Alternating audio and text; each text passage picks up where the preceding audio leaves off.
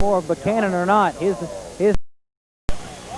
He may go back in, but Ransom is running the football hard. You like to see that. He may break one. I tell you, if Buchanan's hurt, Gary, it might be nice to just sit him out. You wouldn't want to get him hurt and miss the whole season. That's a good point.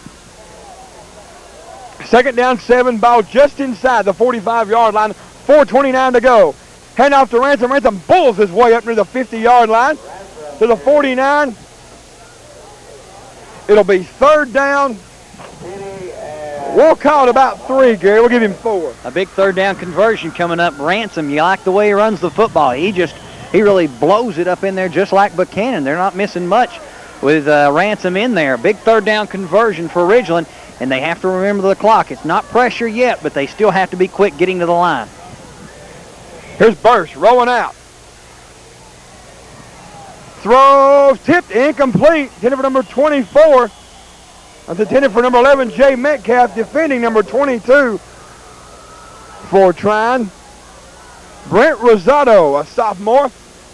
It'll be 4th down. And Gary, I think Jonathan Allen's into punting at the 3:53 mark. It looks that way.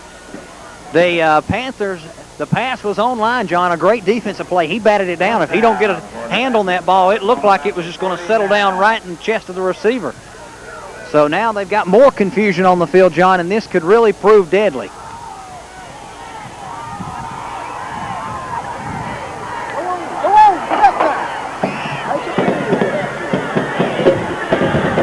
Allen into punt. Flag flies. It'll be a 5-yard walk-off on the Ridgeland. Once again, a lot of confusion there, Gary, on getting people in their places they're supposed to be.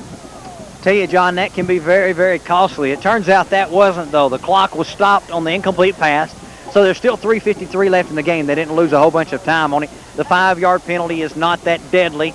You know, they're sitting around midfield, so that time it didn't hurt them. But I tell you, later on, that could cut their throat if they're not careful. The confusion can really, really wreak havoc on a football team. 4th down and now 8 yards to go, or 7. We'll call it 7. Allen to punt. Snap. Allen gets the punt away. A high booming spiral. Taking it to 44 yards, trying to get to the wall. He's going to be hit and dropped to the 25-yard line, making the catch, number 44, Joseph Clark. And a good punt that time by Jonathan Allen. That looked a lot like the way he kicked the ball against Lakeview. Absolutely. A good high spiral into the wind. If he'd had the wind to his back, he'd have had some more yardage. I tell you, John, we talked about field position, and once again, it is a factor. Trion has had the ball down here the whole 4th quarter. They haven't gotten it over midfield, I don't believe. They may have been close. Ridgeland's defense has got to hold them here and get the football back in order to have an opportunity to try to win it. Our statistician, Mr. Scott Rouse, tells us that was a 45-yard kick into the wind by Jonathan Allen. Gable, hand off to the fullback. He's going to be hit and dropped there. Number 72, Arden Scroggins for the stop as Ridgeland trying to strip the ball away. Clock running under 3:20 now to go.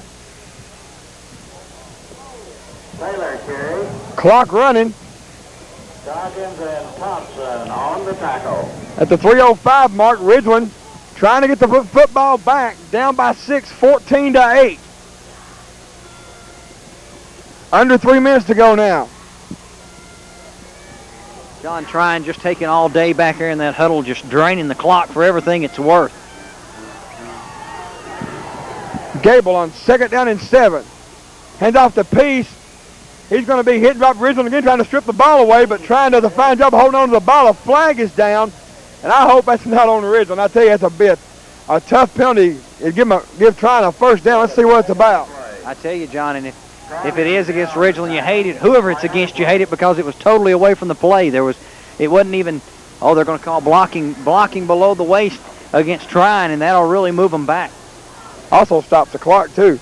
We'll see what Ridgeland decides to do here. Absolutely. It gives Ridgeland yardage, plus it gives them more clock, like you said. Explain, John, if you know the ruling on it, why the reason for this penalty. Explain what the player did and why the rule is instated.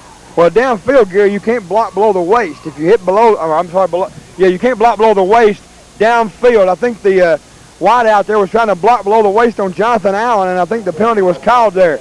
It's illegal I know in Georgia, the block below the waist. Absolutely, and the reason it is instated is for protection area, for Knees. protection. Right, knees can get blown out downfield like that. Now we've got second down. There'll still be second down. About 17 for a first down. Gable, the quarterback. Cuts inside on the option. Gable, a little misdirection plays what it was, and Gable gets up near the original line of scrimmage, and he gets, well, we'll give him about 5, maybe not quite that much. Ridgeland drains a timeout at the 2:17 mark here, but James Ransom makes the stop. It'll be third down and 13 for a first down and pick up a 4. John, very important for the Panthers right here just to play good defense. They've got him in a third and long situation, and it's very important for them not to make any critical mistakes like a roughing the passer, pass interference, face mask. Don't want any penalties here, nothing like that to give Trion any ground, because if they hold him here, they should have him in a punting situation, and getting late in the game, you may see him try to block that punt. You're watching exciting high school football action on the UCTV High School Football Game of the Week. I'd like to thank our fine sponsors, the people at Hardee's, who are the main sponsors of the Game of the Week, and we appreciate them doing the fine job they are doing to bring us the Game of the Week here on UCTV Cable 3. And if you're at the businesses where sponsors the Game of the Week, patronize them, buy what they're selling, and just tell them you heard about it on the Game of the Week. And we appreciate them and the fine job they do. Right now, it's third down and about 12. The Bulldogs will break out of the huddle here in a minute. They've met with their coach, and it'll be interesting to see if he wants to keep it on the ground or risk the turnover by throwing the football. It wouldn't be bad at all for Ant Turney to pop up again here out in the flat. A black jersey running in the touchdown, running in the end zone for a touchdown. I formation, third down and 12. Gable, hands off delay, big hole, 30. He's going to be dropped short of the first down to the 31-yard line. Good play by number 11, Jay Metcalf, Gary. He's got to wrap him up. If he doesn't, he's gone. Hey, I'm telling you, John, if nothing else, it's just a great tackle that he pulled him down right there. Didn't give him the first down. A little delay. They've ran it, off and on all evening long. And I tell you, the running back really made the play. He hesitated and let the lineman make the block. Then he shot through that big hole. But Ridgeland's defense, Jay Metcalf, with a big tackle to stop him short of the first down. Now you got fourth and very short instead of fourth and a good distance. So now Ridgeland's got to be aware of the fake punt if they are in a punt formation. And they've got to make sure no critical penalties again, John. In fact, it's 4th and 4. I've seen teams that will line up and try to draw you off sides. The 5-yard penalty makes it first down. So they've got to have their head in the ball game and be awake not to make any critical mistakes. Getting cold up here, Gary. People start to walk around and trying to keep moving. Getting chilly up here. I tell you, and it's only what? It's probably in the low 50s. What are we going to do when it gets down around 30? Well, it's dropped about 40 degrees in about a week, though. I think that's what part of the problem is. We're not used to it. Ridgeland needs to stay in there, not jump outside there going for the block, though, I would presume. Here's the snap. Below one. Drops it. Robert Thompson almost blocks it. It's an end-over-end kick. Davis takes it at the 35, 40, 45. Squirting his way up to the 46-yard line. Nice return by number 34. The sophomore player, another one of the players in the future for Ridgeland, Felix Davis. I tell you, John, and I think Ridgeland got a break there.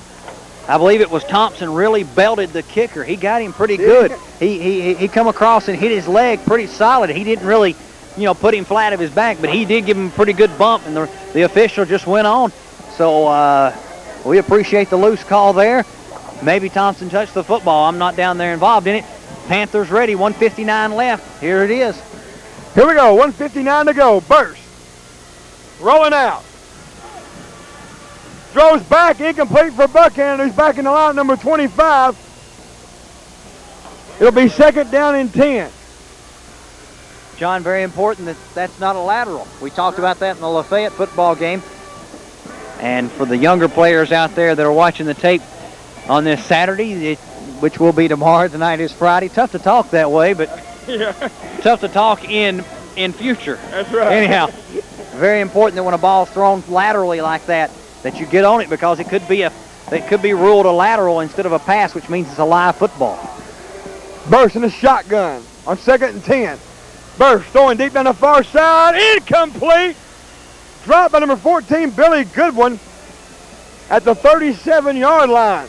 And it's going to be third down and 10. Goodwin came back for the football. It was a little underthrown. and it was a tough catch. He had to come back to it, and he was leaning forward, and he just couldn't hold on. Ridgeland in a 3rd and 10 situation now. 1:45 left here in the 4th quarter. Ridgeland down 14-8. Panthers 3rd down and 10, 1:45 to go in the game. Once again in the shotgun. Burst. Throwing deep down the far side, the ball is going to be intercepted by Trion at the 20, 25, 30. Going to be dropped at about the 35-yard line. And Metcalf gets up slow. The pass intercepted by number 20, Casey Hunter. And Gary, that'll just about do it, really. That's very true. Trion defensive backs, they were just sitting back and made the play. Intercepted it just as though they were playing center field in baseball or softball. Ridgeland had the ball around midfield, close to midfield, and they went for broke on at least 2 long passes. They tried a screen pass, and then they went with 2 long passes, and they came up short. And once again, Ridgeland has fought a tough football game, have played close, and they're coming up on the short end of the stick. It's tough to take losses like that, John. A 9-point loss at Lafayette, an 8-point loss at Loganville, and a 6-point loss here tonight. Unless something happens, Ridgeland's going to fall to 1-3. Here's Gable. He goes down to a knee, and I don't think Ridgeland can stop the clock. I don't believe they have any timeouts left. Clock ticks under a minute and a half, and the people starting to head for home. This is going to be a bitter pill for Ridgeland to swallow here. They'll fall to 1-3 with 2nd-ranked Carrollton coming to town next week. Carrollton will come in here with a good football team, and it's tough to pick yourself up after such close losses, John. You try and try and try again, but yet you keep coming up short. But this Ridgeland football team has some talent, and they're capable of being a good football team in the future. Here's Gable. He goes down to one knee. There's 50 seconds left. Gary, I'm going to ask you something. I've always wondered this, and I'm going to get it answered right now. When they line up in that formation to go down to a knee to kill the clock, why does and maybe it's a dumb question on my part, but why do you have the one back lined up maybe 10 yards behind there? He is lined up for safety purposes. Let's say for some reason the ball is snapped and it squirts out of the quarterback's hands, and a Ridgeland defender picks the football up, starts running for a touchdown. You've got a man back there to stop him from getting into the end zone. He's a safety of what he is. All right.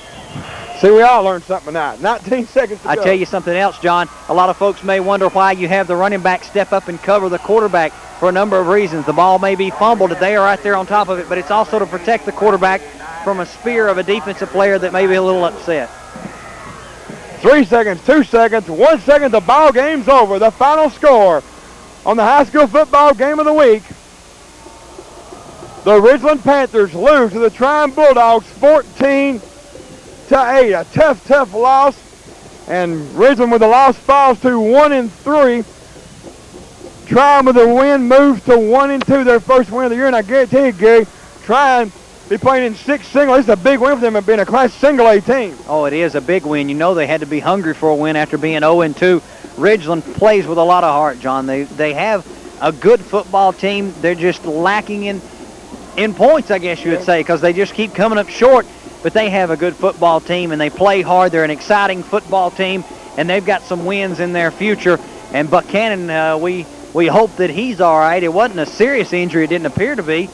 But we saw some excitement tonight, a 91-yard touchdown run by Buchanan. We saw some great defense. And once again, Ridgeland just happens to come up on the short end of the stick.